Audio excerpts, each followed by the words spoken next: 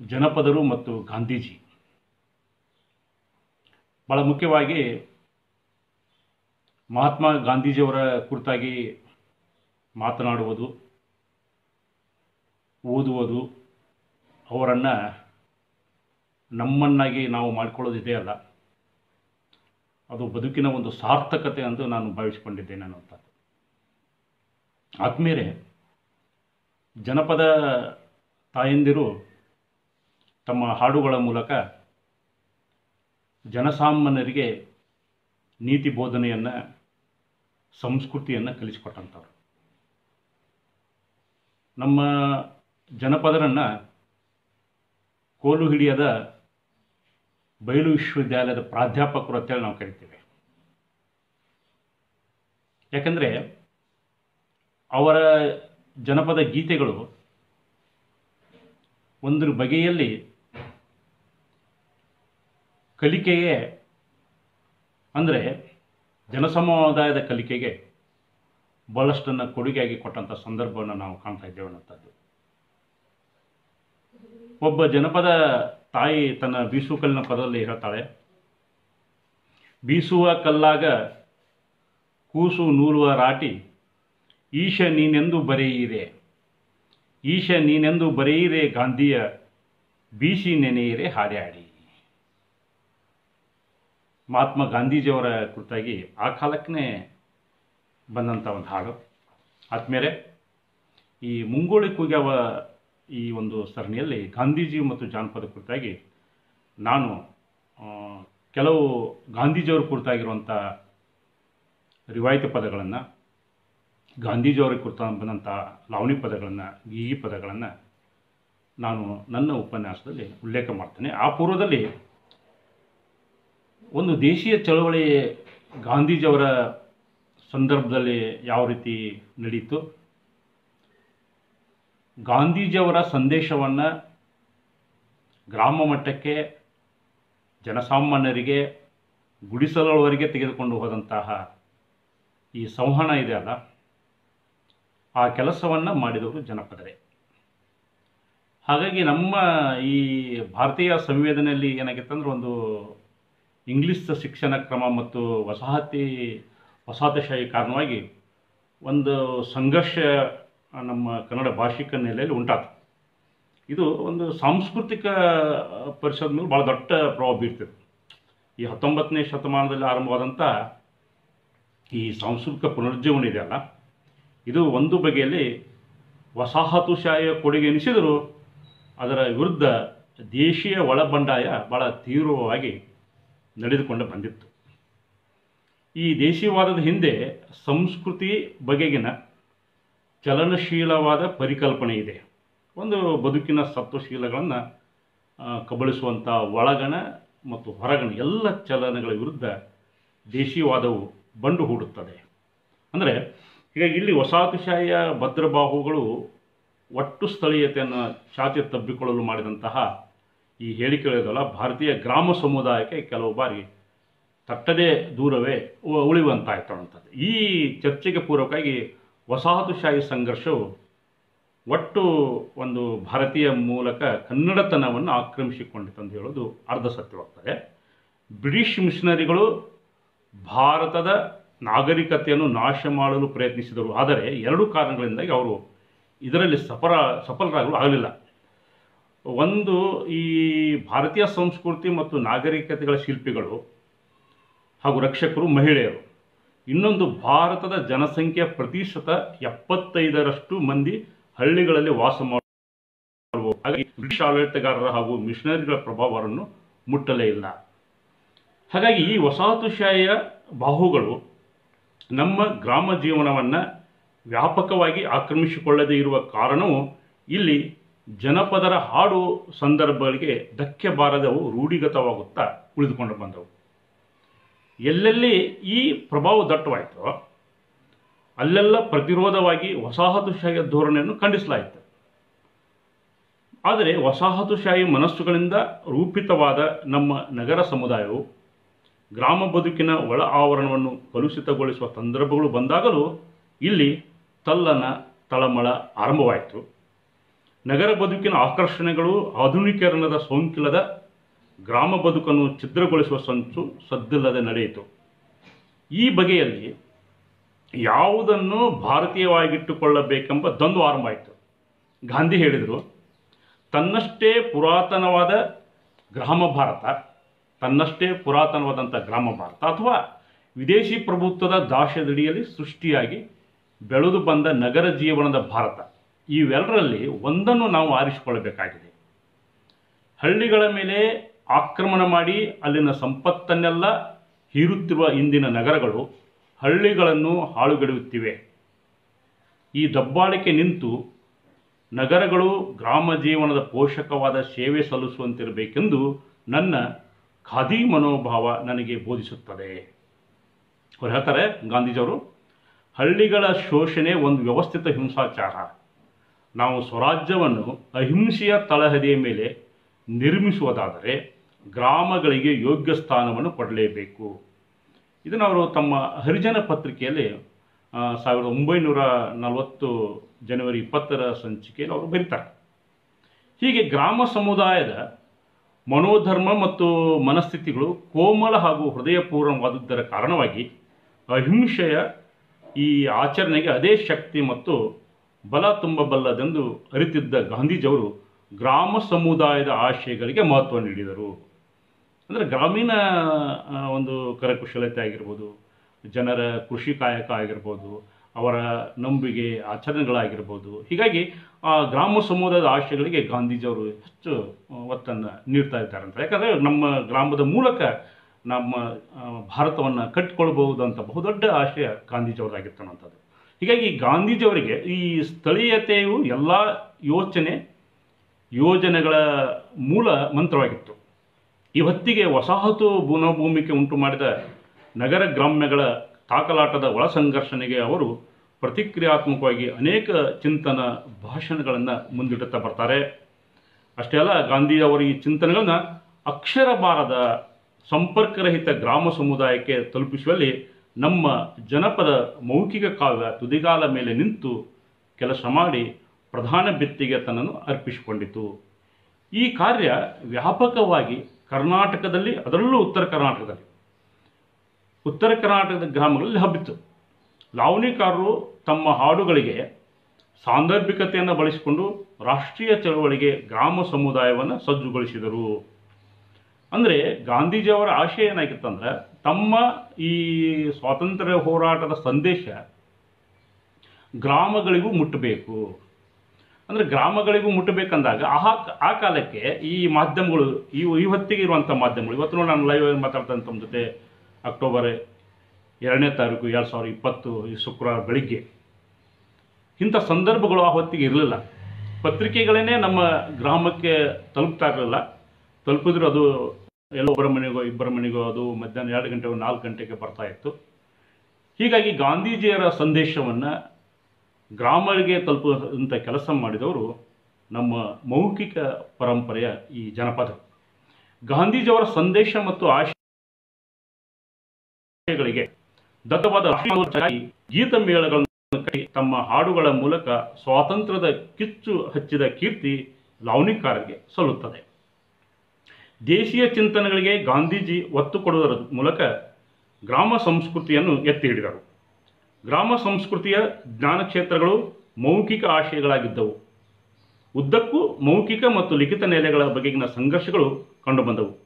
ಜಾನಪದವು ಮೌಖಿಕ ಕಾವ್ಯದ ಒಂದು ಸಮೃದ್ಧ ಸೃಷ್ಟಿ.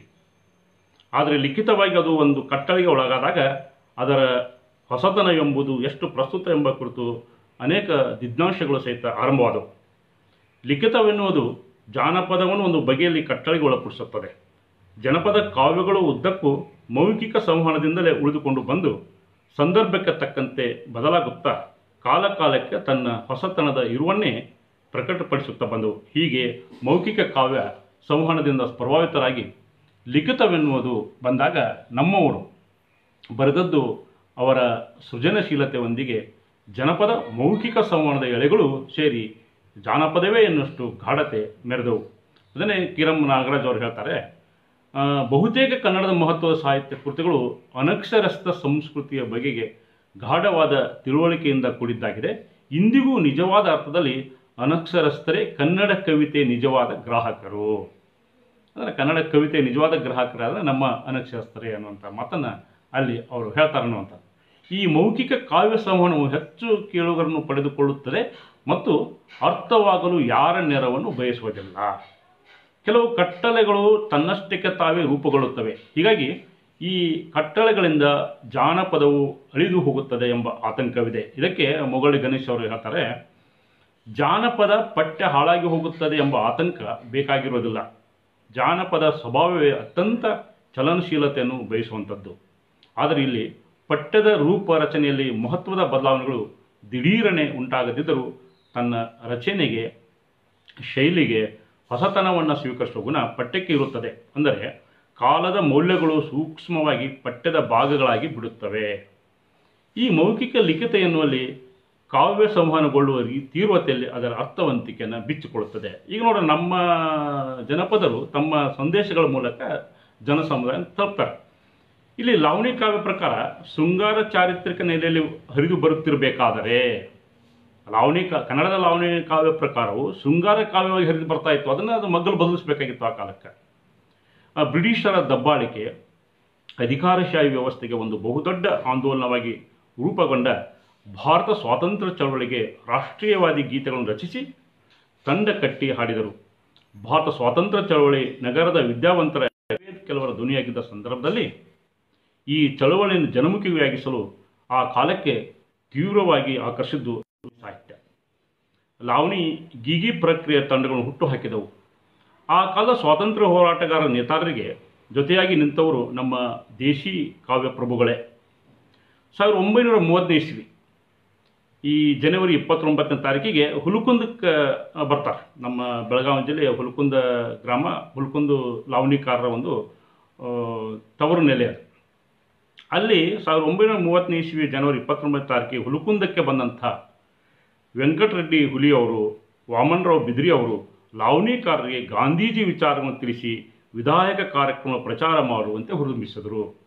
ಯಾಕಂದರೆ ಈ ಗಾಂಧಿವಾದಿಗಳು ನೇತಾರರು ಗಾಂಧೀಜಿಯವರ ಆಶ್ರಮಕ್ಕೆ ಹೋದಾಗ ಅಲ್ಲಿ ಗಾಂಧೀಜಿಯವ್ರ ಸಂದೇಶ ಕೇಳ್ತಾರೆ. ಗಾಂಧೀಜಿಯವರು ಹೇಳ್ತಾರೆ, ನನ್ನ ಸಂದೇಶವನ್ನು ಗ್ರಾಮಗಳಿಗೆ ಮುಟ್ಟಿಸ್ರಿ, ಜನಪದರಿಗೆ ಮುಟ್ಟಿಸ್ರಿ, ಹಳ್ಳಿಗಳಿಗೆ ಮುಟ್ಟಿಸ್ರಿ ಅನ್ನೋಂಥ ಮಾತನ್ನು ಹೇಳುವಂಥ ಸಂದರ್ಭವನ್ನು ನಾವಲ್ಲಿ ನೋಡ್ತಾ ಇದ್ದೇವೆ ಅನ್ನೋಂಥದ್ದು. ಹೀಗಾಗಿ ಇಲ್ಲಿ ನಮ್ಮ ಹುಲಕುಂದಗೆ ಬಂದಂತಹ ವೆಂಕಟರೆಡ್ಡಿ ಹುಲಿ ಅವರು, ವಾಮನರಾವ್ ಬಿದ್ರಿ ಅವರು ಲಾವಣಿಕಾರಿಗೆ ಏನು ಹೇಳ್ತಾರೆ, ಗಾಂಧೀಜಿಯವರ ವಿಚಾರಗಳನ್ನು ತಿಳಿಸಿ ನೀವು ಲಾವಣಿ ರಚನೆ ಮಾಡಿ ತಂಡವಾಗಿ ಹಾಡ್ರಿ ಅನ್ನೋಂಥ ಹೇಳಿದಂಥ ಸಂದರ್ಭ ಒಳಗೆ ಅಲ್ಲಿ ಹುಲಕುಂದದ ಬಸಪ್ಪ ಸಂಗಪ್ಪ ಕರಿತೀವಿ, ಹನುಮಪ್ಪ ಬಸಪ್ಪ ಮಿರ್ಜಿ, ಹುಲಕುಂದ ಪಟ್ಟದೇವರು, ಸಿದ್ದರಾಯ, ಗಿರಿಮಲ್ಲ, ಸಂಗಯ್ಯ ಮುಂತಾದವರು ರಾಷ್ಟ್ರೀಯ ಪದಗಳನ್ನು ರಚಿಸಿದರು. ಅದೇ ಗ್ರಾಮದ ಗೀಗಿ ಮೇಳ ತಯಾರಾಯಿತು. ಆಜಾದ್ ಹಿಂದ್ ಗೀಗಿ ಮೇಳ ಎಂಬ ಹೆಸರಿನ ಈ ಮೇಳವು ರಾಷ್ಟ್ರೀಯ ವಿಚಾರಗಳ ಪ್ರಚಾರಕ್ಕಾಗಿ ಕಂಕಣಬದ್ಧವಾಯಿತು. ಅವರು ಬೆಳಗಾವಿ, ಈ ಧಾರವಾಡ, ವಿಜಾಪುರ, ಬಾಗಲಕೋಟೆ, ಬಳ್ಳಾರಿ, ಕಾರವಾರ, ಸೊಲ್ಲಾಪುರ ಈ ಎಲ್ಲ ಜಿಲ್ಲೆಗಳ ಸಂಚರಿಸಿ ಅವರು ಲಾವಣಿ ತಂಡಗಳನ್ನು ಕಟ್ಟಿ ಈ ಜನಸಮುದಾಯದಲ್ಲಿ, ಗ್ರಾಮೀಣ ಜನಸಮುದಾಯದಲ್ಲಿ ಈ ಗಾಂಧೀಜಿಯವರ ಚಿಂತನೆಗಳನ್ನು, ವಿಚಾರಗಳನ್ನು ಬಿತ್ತಿದ್ರು. ತಮ್ಮ ಹಾಡುಗಳ ಮೂಲಕ ಬಿತ್ತಿದ್ರು, ತಮ್ಮ ಲಾವಣಿಗಳನ್ನು ಕಟ್ಟಿ ಹಾಡಿದರು. ಸ್ವಾತಂತ್ರ್ಯ ಹೋರಾಟದ ಪರಿಕಲ್ಪನೆಯನ್ನು ಗ್ರಾಮೀಣ ಜನರ ಸಮುದಾಯಕ್ಕೆ ಮುಟ್ಟಿಸುವಂಥ ಕೆಲಸವನ್ನು ಅವರು ಮಾಡಿದರು. ಹೀಗಾಗಿ ಈ ಭಾರತೀಯ ಗ್ರಾಮೀಣ ಮನಸ್ಸುಗಳನ್ನು ಆಧುನಿಕತೆ ಆಕ್ರಮಿಸಿಕೊಂಡದರ ಸಂಕೇತವಾಗಿ ಬದಲಾಗುತ್ತಿರುವಂಥ ವಸ್ತು ಸಂಗತಿಗಳನ್ನು ಕಾವ್ಯದಲ್ಲಿ ಕಟ್ಟಿಕೊಡುವುದರ ಮೂಲಕ ನಮ್ಮ ಲಾವಣಿಕಾರರು ಸಮಕಾಲೀನತೆಗೆ ಸ್ಪಂದಿಸಿದ್ದು ಭಾಳ ಸ್ಪಷ್ಟವಾಗುತ್ತದೆ. ಅಷ್ಟೇ ಅಲ್ಲ, ನಾಡಿನ ಪ್ರೀತಿಯನ್ನು ಅವರ ಕಾವ್ಯಶಕ್ತಿ ಜನಸಾಮಾನ್ಯರಲ್ಲಿ ಮಿಂಚು ಮೂಡಿಸಿತು. ಅಕ್ಷರ ಬಾರದ ಅನೇಕ ಜನಪದ ಸಮುದಾಯದ ಹಾಡುಗಾರಿಕೆಯಿಂದಾಗಿ ಅಂದು ಗಾಂಧೀಜಿಯವರ ಸಂದೇಶವನ್ನು ಗ್ರಾಮೀಣ ಮಟ್ಟಕ್ಕೆ ತಲುಪಿಸಿದಂತಹ ಕೀರ್ತಿ ನಮ್ಮ ಜನಪದರಿಗೆ ಸಲ್ಲುತ್ತದೆ. ಈ ಮೂಲಕ ಗಾಂಧೀಜಿಯವರ ಸ್ಥಳೀಯತೆಯ ಸದ್ಬಳಕೆಗೆ ನಮ್ಮ ಜನಪದರು ಚಾಲನೆ ನೀಡಿದರು ಅನ್ನೋಂಥದ್ದು. ಆದಮೇಲೆ ನಾನು ಈಗ ಈ ಗಾಂಧೀಜಿಯವ್ರನ್ನ ಕುರಿತಾಗಿರುವಂಥ ಜನಪದ ಗೀತೆಗಳು ಯಾವುವು ಅನ್ನೋ ಬಗ್ಗೆ ನಾನು ಹೇಳ್ತೇನೆ. ಇದು ನಮ್ಮ ತಂದೆಯವರು 1984ರಲ್ಲಿ ಹಳ್ಳಿ ಹಬ್ಬಿಸು ಹುಬ್ಬಳ್ಳಿ ಅಂತೇಳಿ ಕನ್ನಡ ಸಾಹಿತ್ಯ ಪರಿಷತ್ತಿನಿಂದ ಒಂದು ಪುಸ್ತಕ ಪ್ರಕಟ ಆಗತ್ತೆ. ಅವರು ಸುಮಾರು 50 ವರ್ಷಗಳ ಹಿಂದೆ, ಅವರು 77 ವರ್ಷ ಕಾಲ ಬದುಕಿದ್ರು. 50 ವರ್ಷಗಳ ಹಿಂದೆ ಈ ಹಳ್ಳಿಗಳಲ್ಲಿ ತಿರುಗಾಡಿ ಅಲ್ಲಿಯ ರಿವಾಯಿತಿ ಪದಗಳನ್ನು ಸಂಗ್ರಹ ಮಾಡಿದರು. ಆ ರಿವಾಯಿತಿ ಪದಗಳ ಸಂಗ್ರಹದಲ್ಲಿ ಒಂದು ಅವರ ಗಾಂಧೀಜಿ ಕತ್ತಿ ಇಲ್ಲದ ಕರಬಲ ಮಾಡಿದರು ಅನ್ನುವಂಥ ಒಂದು ಪದ್ಯ ಬರ್ತದೆ. ಅದನ್ನು ನಾನು ತಮ್ಮ ಜೊತೆ ವಾಚನ ಮಾಡ್ತೇನೆ. ಅದು ಜನಪದರು ಯಾವ ರೀತಿ ಅವರನ್ನು ಕಂಡರು ಅನ್ನೋಂಥದ್ದು ಇಲ್ಲಿ ಬರ್ತಾ. ಈ ಜನಪದರ ರಿವಾಯಿತ ಪದದ ಶೀರ್ಷಿಕೆ ಇರೋದು ಗಾಂಧೀಜಿ ಕತ್ತಿ ಇಲ್ಲದೆ ಕರಬಲ ಮಾಡಿದವರು. ದ್ಯಾಸ ಇಟ್ಟ ಕೇಳರಿ ದೈವ ಕಾಸ ಮಾಡಿ ನಿಕುಲ, ಗಾಂಧಿಯವರ ಸರಿಯಾರಿಲ್ಲ ಪೃಥ್ವಿಯ ಮೇಲ. ಅವರ ತಂದೆ ಹೆಸರು ಕರ್ಮಚಂದ್ರ, ಅವರ ತಾಯಿಯ ಹೆಸರು ಪುತಳಾಬಾಯಿ ಎಂಬುವರ. ಅವರ ಹೊಟ್ಟೆಯಲ್ಲಿ ಹುಟ್ಟಿ ಬಂದರು ಮಹಾತ್ಮಾಜಿಯವರ. ಹುಟ್ಟಿದ 5-6 ವರ್ಷಕ್ಕೆ ಸಾಲಿ ಹಾಕ್ಯಾರಲ್ಲ, ಸಾಲಿ ಹುಡುಗರೊಳಗೆ ಅವ ಇದ್ದೋ ಮಿಗಿಲ. ಸಾಲಿ ಕಲಿಯುವರ, ಭಕ್ತಿ ಸಾರ ಓದುವರ, ಧರ್ಮನಿಷ್ಠೆ ಕಲಿತವರ ರಾಮಾಯಣ ಮಹಾಭಾರತ ಮುಗಿಸಿಬಿಟ್ಟಾರಲ್ಲ. 13 ವರ್ಷಕ್ಕೆ ಲಗ್ನ ಶುರುವಾದಿತ್ತಲ್ಲ, ಕಸ್ತೂರಿಬಾಯಿ ಕನ್ಯಾ ತೆಗೆದು ಲಗ್ನ ಮಾಡ್ಯಾರಲ್ಲ. 15 ವರ್ಷಕ್ಕೆ ಮ್ಯಾಟ್ರಿಕ್ ಪಾಸ್ ಆದಾರಲ್ಲ, ಕಾಲೇಜು ಅವರು ಕಲಿತಾರಲ್ಲ. ಬ್ಯಾರಿಸ್ಟರ್ ಪರೀಕ್ಷೆಗೆ ಇಂಗ್ಲೆಂಡ್ಗೆ ಹೋದಾರಲ್ಲ. ಅಷ್ಟರೊಳಗೆ ಅವನ ತಂದೆ ತೀರಿಕೊಂಡನಲ್ಲ, ಅವನ ತಾಯಿ ಪುತಳಾಬಾಯಿ ಚಿಂತೆಯಾದಳಲ್ಲ. ಬ್ಯಾರಿಸ್ಟರ್ ಪರೀಕ್ಷೆ ಪಾಸಾದಾರಲ್ಲ, ಸಣಂದ ಪಡೆದಾರು ಮುಂಬೈಗೆ ಬಂದ. ಮುಂಬೈ ಒಳಗೆ ಭಾಳ ದಿನ ಅಲ್ಲಿ ಅವರು ಇರಲಿಲ್ಲ, ಮರಳಿ ಸ್ವದೇಶಕ್ಕೆ ಅವರು ಬಂದರಲ್ಲ. ಆಫ್ರಿಕಾ ಜನರು ಕರೀಲಿಕ್ಕೆ ಬಂದವರು, ಅಲ್ಲಿಗೆ ಅವರು ಹೋದರಲ್ಲ. ಅಬ್ದುಲ್ ಖಾನರ ಕಟ್ಲೆಯಲ್ಲಿ ನಡೆಸ್ಯಾರಲ್ಲ. ಬ್ರಿಟಿಷರು ಅತ್ಯಾಚಾರ ಅಲ್ಲಿ ನಡೆಸ್ಯಾರಲ್ಲ. ಭಾರತೀಯರಿಗೆ ಬರಬಾರ್ದು ಇಂಥ ಕೆಳಗಾಲ. ಮಹಾತ್ಮ ಗಾಂಧೀಜಿಯವರು ಕಣ್ಮುಟ್ಟ ನೋಡಿದರು, ಚಿಂತೆಯವರು ಮಾಡಿದರು. ಸಿಕ್ಕ ಮಂದಿ ಜೇಲ ಹಾಕಿಬಿಟ್ಟಾರಲ್ಲ. ನಾತಾಳಕ್ಕೆ ಹೋಗಿ ಅವರು ನಿಂತುಕೊಂಡರಲ್ಲ. ಇಂಡಿಯನ್ ಕಾಂಗ್ರೆಸ್ ತಯಾರು ಮಾಡ್ಯಾರಲ್ಲ. ಜಮಗಾನಿ ಜಪಾನ್ದವರು, ಅಮೇರಿಕ ನಾಸಿಕದವರು, ಪಂಜಾಬದ ಅರಸರು ಭಾಳ ಮಂದಿ ಕೂಡಿ ಅಲ್ಲಿ ಸತ್ಯಾಗ್ರಹ ನಡೆಸ್ಯಾರಲ್ಲ. ಬ್ರಿಟಿಷರು ಪಾರ್ಟಿ ತಗೊಂಡು ಅಲ್ಲಿ ಬಂದಾರಲ್ಲ. ಗೋಳಿಬಾರ್ ಮಾಡಿ ಭಾಳ ಮಂದಿ ಕೊಂದಾರಲ್ಲ. ಅತ್ಯಾಚಾರ ಜನರ ಊರ ಬಿಟ್ಟು ಓಡಿದರ. ಬ್ರಿಟಿಷ್ ಸರ್ಕಾರದವರು ಸಿಕ್ಕ ಮಂದಿ ಜೈಲು ಹಾಕಿಬಿಟ್ಟಾರಲ್ಲ.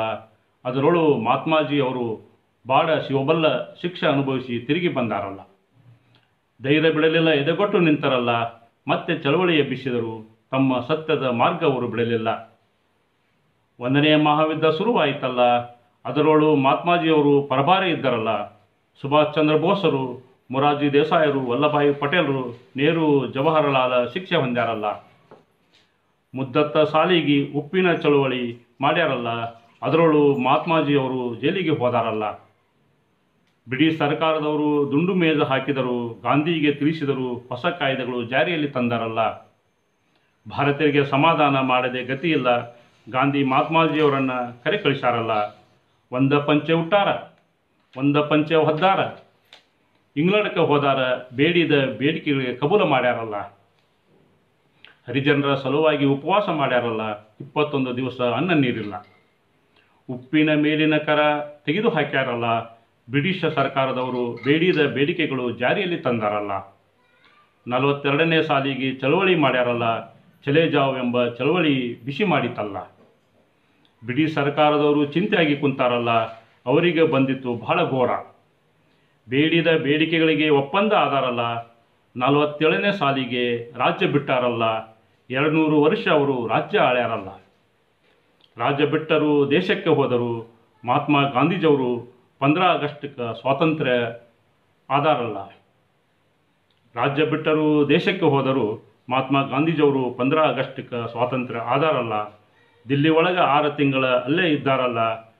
ಅದೇ ಊರೊಳಗೆ ಗುಂಡು ಹಾಕ್ಯಾರಲ್ಲ. ಗಾಂಧಿ ಮಹಾತ್ಮಾಜಿಯವರು ಪ್ರಾಣ ಬಿಟ್ಟಾರಲ್ಲ. ರಾಷ್ಟ್ರದ ಹಿತಕ್ಕೆ ದೇಶಕ್ಕೆ ಎಲ್ಲ ದೇಶ ತುಂಬ ತಾರ ಮಾಡಿಬಿಟ್ಟಾರಲ್ಲ. ಸೊಲ್ಲಕ್ಕೆ ಈ ಸಂದ ಪೂರ ಮುಗಿಸಿದನಲ್ಲ. ತಪ್ಪ ಇದ್ರೆ ಮಾಪ್ ಮಾಡ್ರಿ ಕೂಡಿದ ಜನರಲ್ಲ. ಸ್ವಲ್ಪಕ್ಕೆ ಈ ಸಂದ ಪೂರ ಮುಗಿಸೇನಲ್ಲ. ತಪ್ಪ ಇದ್ರೆ ಮಾಪ ಮಾಡ್ರಿ ಕೂಡಿದ ಜನರಲ್ಲ. ಹಾಲಿಗೇರಿ ಊರ ಲಾಲ ಸಾಹೇಬನ ದೇವರ, ಮತಿ ನಮಗೆ ಕೊಟ್ಟಾನೋ ಪೂರ, ಸಣ್ಣ ನಾಯಕ ಪಾಟೀಲ ಕವಿರಂಗಲಾಲ. ಬಾದಾಮಿ ತಾಲೂಕಿನ ಒಂದು ಹಾಲಿಗೇರಿ ಗ್ರಾಮದಲ್ಲಿ ಸಿಕ್ಕಂಥ ಒಂದು ರಿವಾಯಿತ ಪದವನ್ನು ನಮ್ಮ ತಂದೆ GB ಕಾಡೆಯವರು ಸಂಪಾದಿಸಿದಂಥ ಪದ ಇದು. ಕನ್ನಡ ಸಾಹಿತ್ಯ ಪರಿಷತ್ತಿನ ಬೆಂಗಳೂರಿನಿಂದ ಈ ಹಳ್ಳಿಯ ಬಿಸ ಹುಬ್ಬಳ್ಳಿನಂಥ ಕೃತಿ 1984ರಲ್ಲಿ ಪ್ರಿಂಟ್ ಆಗಿದೆ. ಅದು ಸಹಿತ ಮರುಮುದ್ರಣ ಕನ್ನಡ ಸಾಹಿತ್ಯ ಪರಿಷತ್ ಅವರು ಮಾಡಬೇಕಾದ ಅಮೂಲ್ಯವಾದಂಥ ರಿವಾಯಿತ ಪದಗಳು ಇವೆ ಅನ್ನುವಂಥದ್ದು. ಇನ್ನೊಂದು ಗಾಂಧೀಜಿಯವರನ್ನ ಗೀಗಿ ಪದಗಳಲ್ಲಿ ಕಂಡಂತಹದ್ದು ನಾವು ನೋಡ್ತೇವೆ. ಇದು ಡಾಕ್ಟರ್ ವೀರೇಶ್ ಬಡಿಗೇರ್ ಅವರು, ಕನ್ನಡ ಹಂಪಿ ವಿಶ್ವವಿದ್ಯಾಲಯದ ಪ್ರಾಧ್ಯಾಪಕರು, ಅವರು ಸಂಪಾದನೆ ಮಾಡಿದಂಥ ಒಂದು ಗಾಂಧೀಜಿಯವರ ಬಗ್ಗೆ ಇರುವಂಥ ಗೀಗಿ ಪದ ಇದು. ಪಂಡಿತ ಜನರೆಲ್ಲ ಬಂದ ಕೂಡಿರಿ ವಂದಿಸಿ ಹಾಡ್ತೀನಿ ದೈವಕ್ಕೆ, ನಾನು ವಂದಿಸಿ ಹಾಡ್ತೀನಿ ದೈವಕ್ಕೆ, ಗೀಯಗ ಗೀಯಗ ಹಾಡಿನೊಳಗ ಸತ್ಯ ಸಂಗತಿ ಇದ್ದರ ಒಪ್ಪಿಕೊಂಡು ಹೌದು ಅನ್ನಬೇಕ ಹಿಂಗ. ಪಾರತಂತ್ರದಿಂದ ಸ್ವಾತಂತ್ರ್ಯ ದೊರಕಿಸಿ ಹೋದ ಕೇಳಿರಿ ನಮ್ಮ ಗಾಂಧಿ ತಾತ, ಹಾ ಗೀಯ ಗೀಯಗ ಸ್ವಾತಂತ್ರ್ಯ ಭಾರತ ಹುಚ್ಚ ಅಂತ ಅನ್ಬ್ಯಾಡ್ರಿ, ತಿಳ್ಕೊಡ್ರಿ ನೀವ ಗಾಂಧಿ ತಾತ. ಹಿಂಗೆ ಅಧಿಕಾರಕ್ಕೆ ಬಡದಾಡಿ ಅನ್ನ ಇಲ್ಲದಂಗೆ ಮಾಡ್ತೀರಿ, ಮೊದಲಿಗೆ ನೀವು ಉಣ್ಣುದಕ್ಕೆ ಅನ್ನ ಉಣ್ಣುದಕ್ಕೆ ಮನ್ನಾಯ ಕೊಡಬೇಕ, ಮೊದಲಿಗೆ ನಮ್ಮ ಒಕ್ಕಲುತನಕ ಹೆಚ್ಚಿನ ಬೆಳೆಯನ್ನು ಬೆಳೆದರ ನಾಡು ಬರುವುದು ಮುಂದಕ್ಕೆ. ಹೇ ವಿದ್ಯೆ ಕಲಿತೀರಿ ಅಂತ ಕೃಷಿ ಕರ್ಮ ಬಿಟ್ಟು ತರಬೇಡ್ರಿ ನಾಡ ಹಿಂದಕ್ಕೆ, ಕೋಡಿ ವಿದ್ಯೆಯು ಸರಿಯಾಗೋದಿಲ್ಲ ರೈತನ ಮೇಟಿ ವಿದ್ಯೆ. ಶ್ರೀಮಂತರು ನಾವೆಂದು ಭೂಮಿ ಕೆಲಸ ಕೀಳ ಮಾಡಿ ಆರಾಮ ಕುಂದ್ರುದ ಬಿಡಬೇಕ, ಆರಾಮ ಹರಾಮ ಎಂದು ನೆಹರು ಪ್ರಧಾನಿ ಸಾರಿ ಹೇಳ್ಯಾರ ನಮ್ಮ ದೇಶಕ್ಕೆ. ಹಿಂಗ ಉಣ್ಣು ಅನ್ನಕ್ಕೆ ಮನ್ನಣೆ ಕೊಟ್ಟು ಚಿನ್ನದ ನಾಡನ್ನು ಕಟ್ಟಬೇಕ, ಪಂಡಿತ ಜನರೆಲ್ಲ ಬಂದ ಕೂಡಿರಿ ವಂದಿಸಿ ಹಾಡ್ತೀನಿ ದೈವಕ್ಕೆ, ನಾನು ವಂದಿಸಿ ಹಾಡ್ತೀನಿ ದೈವಕ್ಕೆ ಅನ್ನುವಂಥ ಒಂದು ಜನಪದ ಗೀತೆ ಸಹಿತ ಇಲ್ಲಿ ಅದು ಗೀಗಿ ಪದದಲ್ಲಿ ಬರ್ತಾ. ನಾನು ಜನಪದ ಚಿಂತಕನಿರ್ಬೋದು, ಒಬ್ಬ ಜನಪದ ವಿದ್ಯಾರ್ಥಿ ಇರ್ಬೋದು, ಒಬ್ಬ ಜನಪದ ಸಂಶೋಧಕನಿರ್ಬೋದು, ಆದರೆ ಹಾಡುಗಾರನಲ್ಲ. ಈ ಹಾಡನ್ನು ನಾನು ಜನಪದ ಗಾಯಕರಿಗೆ ಕಳಿಸ್ತಾ ಇದ್ದೇನೆ. ಸಂಜೆಗೆ ಸಹಿತ ನಮ್ಮ ಜೀವನ್ ಸಾಬ್ ವಾಲಿಕಾರ್ ಅವರು ಈ ಎಲ್ಲ ಗೀತೆಗಳನ್ನು ತಮ್ಮ ಹಾಡುಗಳ ಮೂಲಕ ಹಾಡಲಿದ್ದಾರೆ ಅನ್ನುವಂಥದ್ದು. ಆದಮೇಲೆ ಇಲ್ಲೊಂದು ಗಾಂಧೀಜಿಯವರ ಒಂದು ಪದ ಬರ್ತಾ, ಇದು ಪಿ ಡಿ ವಾಲಿಕಾರ್ ಅವರು ಇತ್ತೀಚೆಗೆ ಸಂಪಾದನೆ ಮಾಡಿದಂಥ ಒಂದು ರಿವಾಯತ್ ಪದಗಳ ಸಂಕಲನ, ಇದನ್ನು ಪ್ರಕಟ ಆಗಿಲ್ಲ. ಪಿ ಡಿ ವಾಲಿಕಾರ್ ಅವರು ನಮ್ಮ ಬಾದಾಮಿ ತಾಲೂಕಿನ ಒಂದು ಹಳ್ಳಿಯಲ್ಲಿ ಸಿಕ್ಕಂಥ ಹಳೆಯ ಒಂದು ಹಸ್ತಪ್ರತಿಯಲ್ಲಿ ಸಿಕ್ಕಂಥ ಪದ್ಯ ಅದು. ಮೊದಲಿಗೆ ನೆನೆದೇನೋ ಗುರು ಗಾಂಧಿ, ಬಂದ ಕಾಯೋ ಕಂದನ ಮರ್ಯಾದಿ, ರೈತರಿಗೆ ಹರಿಜನರಿಗೆ ಬಲದಿ, ಮಾತು ಮಾತಿಂಗೆ ಅಂತಾರ ಮಹಾತ್ಮ ಗಾಂಧಿ, ರವಂಟಿ ಬೆಲದೊಳಗ ಹೊಕ್ಕ ಬಂದಿ, ರಾಜರನ್ನೆಲ್ಲ ಸೋಲಿಸಿದಿ, ಸತ್ಯಾಗ್ರಹ ತತ್ವ ಬೋಧಿಸಿದಿ, ನಿತ್ಯದಲ್ಲಿ ಬತ್ತನಾಗ ದುಡಿದಿ, ಭಂಗಿ ಕೆಲಸ ನೀನು ಹೆಂಗ ಮಾಡಿದಿ, ಮಂಗಲಾಂಗ ಭೀಮಸಿಂಗಂಗ ವಲದಿ ಅನ್ನುವಂಥದ್ದು ಈ ರೀತಿ ಬರುವಂಥ ಒಂದು ಪದ್ಯವನ್ನು ಸಹಿತ ನಾವು ನೋಡ್ತಾ ಇದ್ದೇವೆ ಅನ್ನುವಂಥದ್ದು. ಆದ್ಮೇಲೆ ಅನೇಕ ನಮ್ಮ ತ್ರಿಪದಿಗಳನ್ನು ಸಹಿತ ಕಟ್ಟಿಕೊಟ್ಟಿದ್ದಾರೆ ಗಾಂಧೀಜಿಯವರ ಕುರಿತಾಗಿರುವಂಥ ಒಂದು ತ್ರಿಪದಿಗಳಲ್ಲಿ ಪದ್ಯದಲ್ಲಿ ಹೇಳ್ತಾರೆ. ಇಲ್ಲಿ ಬೀಸುಕಲ್ಲಿನ ಪದದಲ್ಲಿ ಜನಪದ ತಾಯಿ ಹಾಡ್ತಾರೆ. ಸುವಿ ಸುವಿ ಸುವಾಲೆ ಅಕ್ಕಿಯ ತೊಳಸೋದಕ್ಕೆ ಒಕ್ಕಟ್ಟು ಇರಬೇಕು, ಪಕ್ಕ ಸ್ವರಾಜ್ಯ ಗೆದಿಯುವುದಕ್ಕೆ ಆಂಗ್ಲರಿಗೆ ಬಿಕ್ಕಿ ಬೇಡಿದರೆ ಕೊಡುರೇನ. ಚಳವಳಿ ಮಾಡೋವರ ಒಳಗ್ಯಾಕ ಕೂತೀರೆ ಜಳಕವ ಮಾಡಿ ಖಾದಿಯ ಉಟ್ಟುಕೊಂಡು, ಚಳವಳಿ ಮಾಡೋವರ ಒಳಗ್ಯಾಕೆ ಕೂತೀರೆ ಜಳಕವ ಮಾಡಿ ಖಾದಿಯ ಉಟ್ಟುಕೊಂಡು ಒಳಕಲ್ಲ ಪೂಜೆಗೆ ಬರಬೇಕ. ಮುತ್ತೈದೆ ಮಕ್ಕಳೇ ಜತ್ತಾಗಿ ಬನ್ನಿರೆ ಉತ್ತಮರ ಮದುವೆ ಮಾಡುವುದಕ್ಕೆ ಪರತಂತ್ರ ಕಿತ್ತೊಗೆದು ರಾಜ್ಯ ಗಳಿಸುವುದಕ್ಕೆ. ಬೀಸುವ ಕಲ್ಲಾಗ ಕೂಸು ನೂಲುವ ರಾಟಿ ಈಶ ನೀನೆಂದು ಬರೆಯಿರೆ, ಬೀಸುವ ಕಲ್ಲಾಗ ಕೂಸು ನೂಲುವ ರಾಟಿ ಈಶ ನೀನೆಂದು ಬರೆಯಿರೆ ಗಾಂಧಿಯ ಬೀಸಿ ನೆನೆಯಿರೆ ಹಾಡ್ಯಾಡಿ. ಕಲ್ಲು ಪೂಜೆ ಮಾಡಿ ಇಲ್ಲಿ ಬೀಸುವರೆಲ್ಲ ಎಲ್ಲ ಗೋಧಿಯ ಗಿರಣಿಗೆ ಬೀಸಿದರೆ ಎಲ್ಲಿಂದ ಬರಬೇಕು ಸ್ವರಾಜ್ಯ. ಹೀಗೆ ಅನೇಕ ಜನಪದರು ಕಂಡಂತಹ ಈ ತ್ರಿಪದಿಗಳಲ್ಲಿ, ಜನಪದ ಸಾಹಿತ್ಯದಲ್ಲಿ, ಗೀಗಿ ಪದದಲ್ಲಿ, ಲಾವಣಿಗಳಲ್ಲಿ, ರಿವಾಯತ್ ಪದಗಳಲ್ಲಿ ನಮ್ಮ ಗಾಂಧೀಜಿಯವರ ಕುರಿತಾಗಿ ಪದಗಳು ಬರ್ತವೆ.